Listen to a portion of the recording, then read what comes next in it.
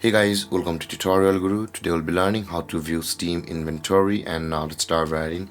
Now to view your inventory on your Steam account, first open up your Steam app on your computer and log into your Steam account as I've already logged into my Steam account over here.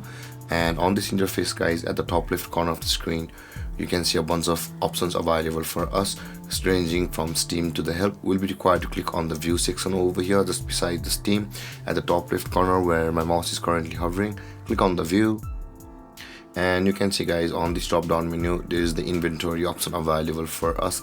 On the second last option of this drop down menu, click on the inventory option and you will be able to find all of your inventories over here of your games which you had played recently on Steam. And with that being said guys, this is how to view your Steam inventory.